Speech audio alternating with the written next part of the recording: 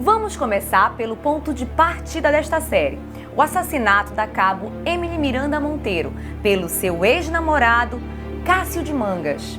O Cássio assassinou Emily com 4 tiros no Dia dos Pais de 2018. A gente sabe como a justiça pode ser lenta, mesmo em casos com o réu confesso, como o Cássio. Foram tantos recursos que ele acabou indo ao Tribunal do Júri Popular quase 5 anos depois, em 22 de maio de 2023. Mas isso não quer dizer que neste tempo as pessoas esqueceram a história. Sejam bem-vindos à Quinta Criminal.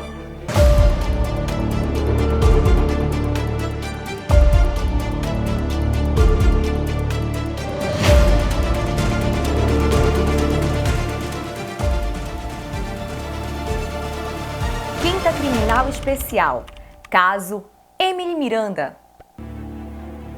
O júri começou por volta de 8h30, com o sorteio do corpo de jurados, e em seguida foram ouvidas as testemunhas.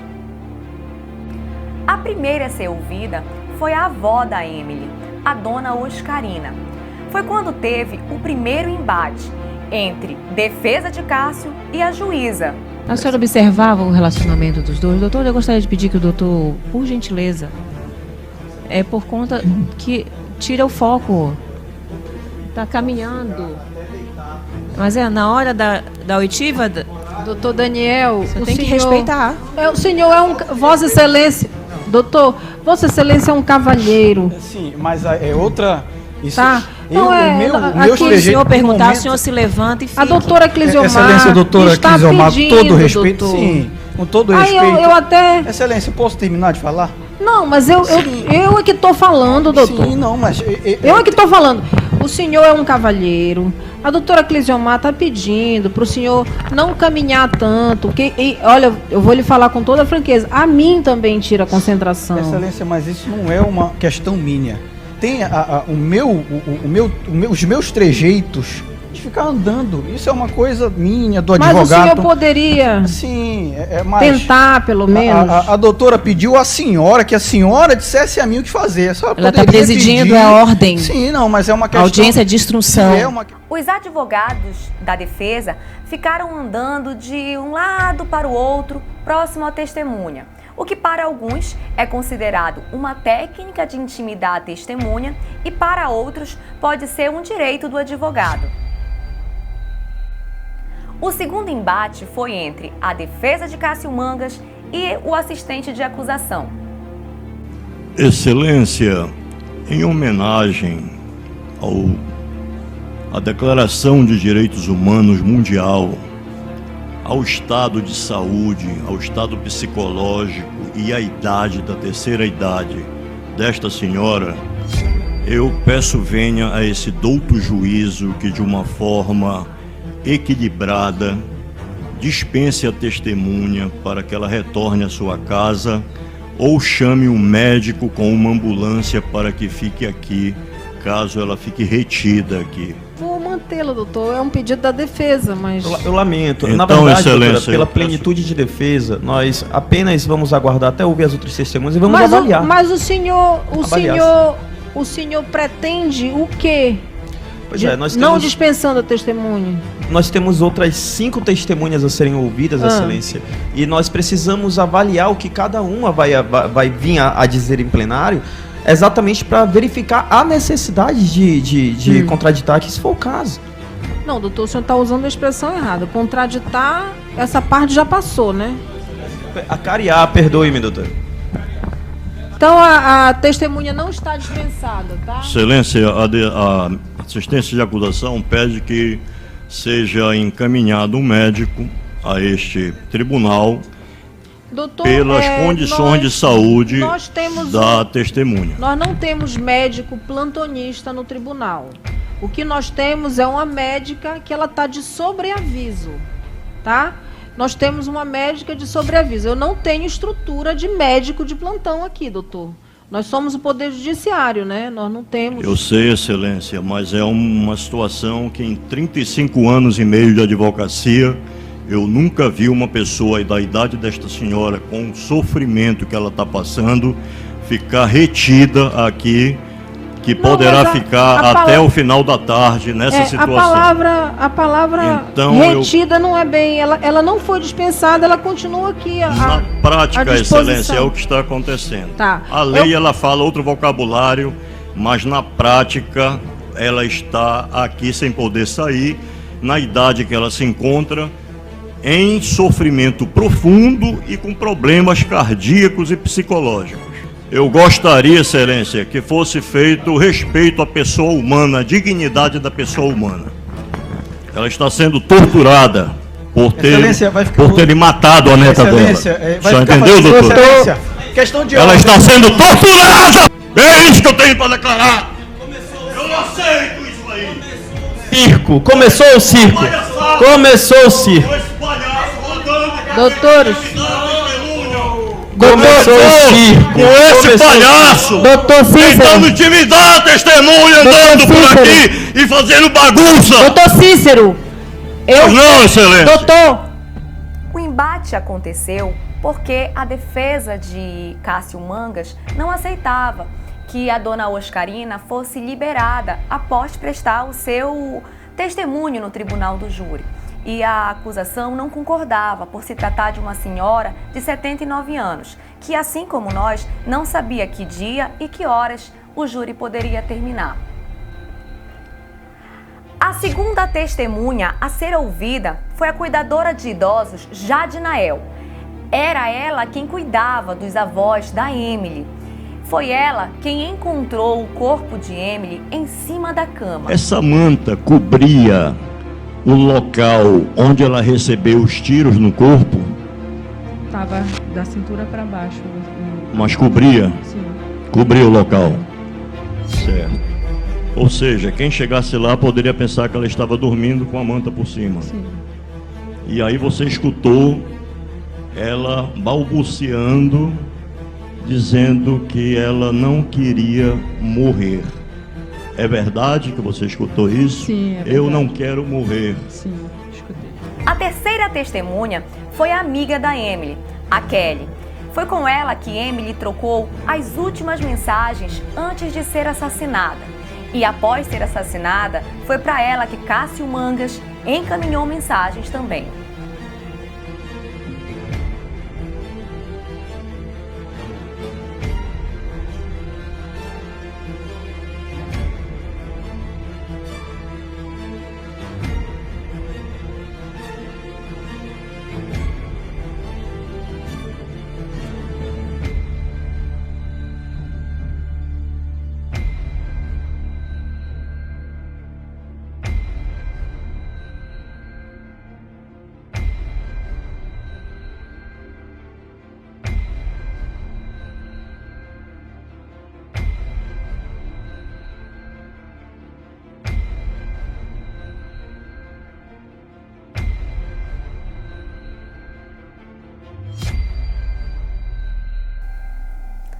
Depois de ser ouvida a terceira testemunha, a juíza deu um intervalo de 40 minutos para o almoço. Após o intervalo, ela dispensou a dona Oscarina, a primeira testemunha a ser ouvida, a avó da Emily. Eu não sei se a defesa comunicou alguma coisa para a juíza ou se foi uma decisão da magistrada. Após a liberação da dona Oscarina, o próximo a ser ouvido foi o pai da Emily. E, sem sombra de dúvidas, foi um dos depoimentos mais fortes e comoventes. E ela saiu com ele, e quando eles saíram, eles se despediram de mim, eu abracei e beijei minha filha. E uma coisa que ele fez que eu nunca vou esquecer na minha vida, ele teve a coragem de se abraçar comigo e me beijar no rosto, feito um Judas. Isso é coisa que homem não faz. Se você quisesse fazer, matar, fazer, ele poderia até fazer. Mas esse tipo de atitude que ele fez, isso é de gente covarde. Covarde. E conta um monte de mentira. Ele falou que tinha o tal de Rafael. O Rafael, ela conheceu um Rafael sim, mas fazia muito tempo antes deles. Antes deles. ela só deixou ele porque ele tinha esse ciúme crônico e ela não via ele como marido porque ele era desse tipo. Foi esse o fato que ele usou. Agora, o cara dizer que, na tua cara que você ama a tua filha e fazer uma barbaridade dessa, isso é uma coisa imperdoável. Seu Eudes, o senhor quer uma água? Não quero água, não. Ela chegou a relatar para o senhor algum comportamento dele que, para o senhor entender essa possessividade, porque ela chegou a dizer que não... Ela chegou a dizer para o senhor que ela não amava mais. O senhor falou que ele disse que não era homem para ela, alguma coisa assim, ainda há pouco? Isso ela me falou depois que ela terminou e disse que a questão dela estar se separando dele era essa. Que ela não amava mais. Que já não amava mais por causa dessa possessividade dele. Ela contou detalhes que ele invadiu o celular dela, Não. controlava as amizades. Ela me falou que se ele não queria que ela recebesse mensagem nem atendesse celular longe dele, logicamente ele queria também ver o celular. Ela lhe falou Isso isso? é normal? Não, ela lhe falou isso? Não, ela falou que ele queria que ela atendesse perto dele ou recebesse mensagem perto dele. Tudo ele monitorando totalmente? Sim. Seu Eudes, vamos para o fato. O senhor ficou sabendo que horas da morte dela? Era umas 7 horas. Já. Quando as amigas dela chegaram em casa e começaram a me chamar. Por sinal estava tendo um evento em casa. Tá? E começaram a me chamar. Aí a minha outra filha foi me chamar lá. Dizer, olha, tem um pessoal que quer falar com o senhor. Eu fiquei cismado, que é isso? Aí eu fui. Olhei. Ela disse, olha, o senhor queria que o senhor fosse. Elas queriam que eu fosse no pronto-socorro. Bora lá no pronto-socorro, senhor, lá no pronto-socorro. E não falavam nada. Só que o meu sobrinho, ele veio. Ele chegou depois no carro. Chegou e falou para mim: tio, o Cássio matou a Emily.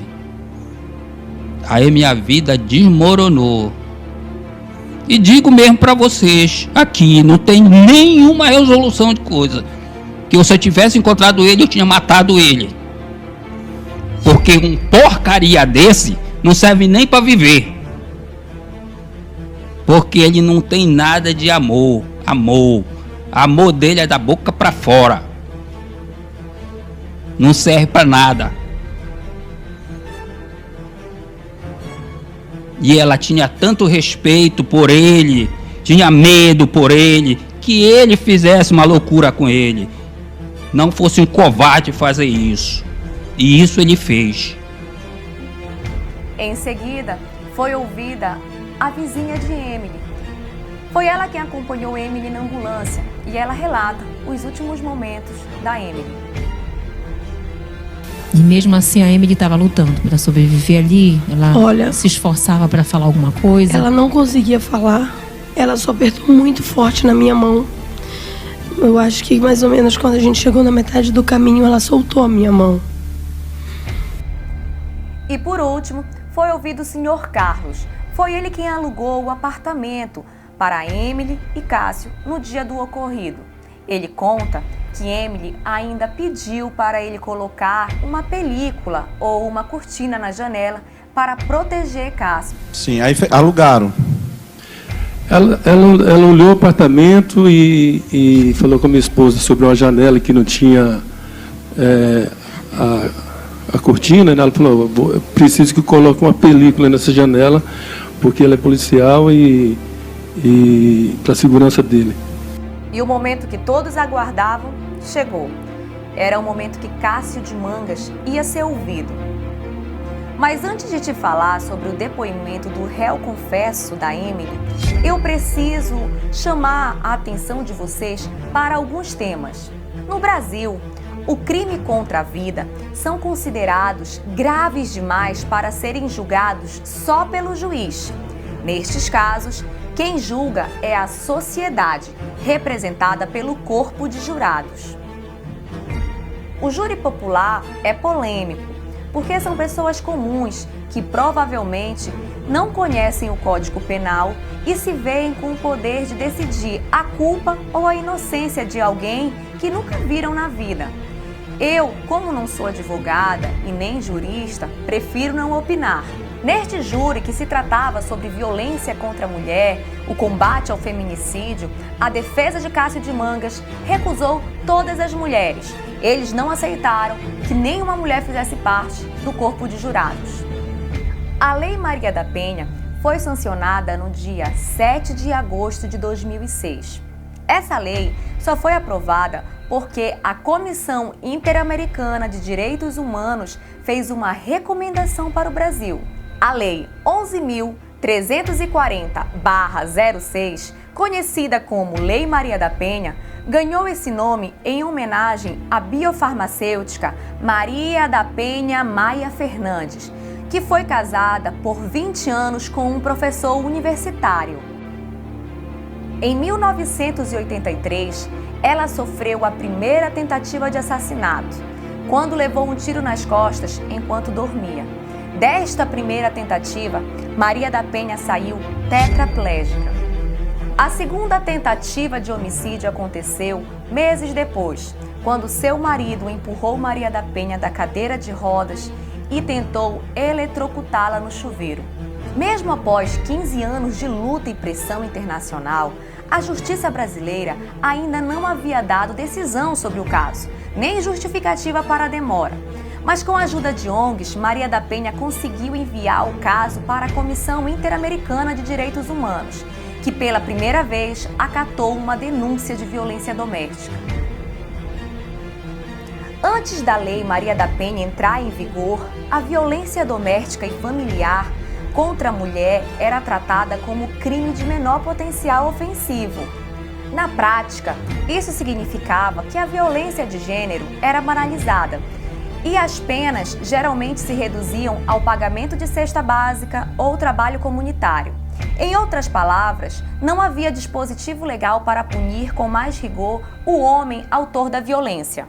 Para se ter uma ideia do que acontecia, após denunciar o agressor, a vítima ainda tinha que levar a intimação para ele comparecer perante o delegado. Isso mostra o descaso e a falta de sensibilidade com esse problema na época. Após tantos anos de lutas e conquistas, em março de 2021, foi necessário que o Supremo Tribunal Federal firmasse o entendimento de que a tese de legítima defesa da honra é inconstitucional, por contrariar os princípios da dignidade da pessoa humana, da proteção à vida e da igualdade de gênero. Você pode se perguntar, como, em pleno século XXI, ainda há espaço para culpar as vítimas de feminicídio em função do seu comportamento ter maculado a honra masculina? E, infelizmente, eu te respondo que sim. Eu e todos que assistiram o julgamento da Emily viram que foi isso que tentaram fazer. Tentaram culpá-la pela sua própria morte. Surpreende que em 2023, em crimes contra a mulher, ainda fosse utilizado nos tribunais o argumento da legítima defesa da honra. E por respeito a mim e a todas as mulheres que, assim como eu, se sentiram profundamente incomodadas, decidimos que não vamos falar do depoimento de Cássio e nem de sua defesa. Mas, se vocês quiserem assistir, o vídeo está disponível na íntegra no nosso canal, na aba de transmissão ao vivo. E, finalmente, Cássio Mangas foi condenado a uma pena que, somadas, totalizam 25 anos e 9 meses de prisão. Se você gostou do nosso trabalho, se inscreva no canal, deixe seu like e, principalmente, compartilhe muito. Nos ajude a fazer um canal melhor para todos nós. Mande sua sugestão de casos. E eu te aguardo na próxima quinta-feira. Tchau, até lá. Vem pra trama!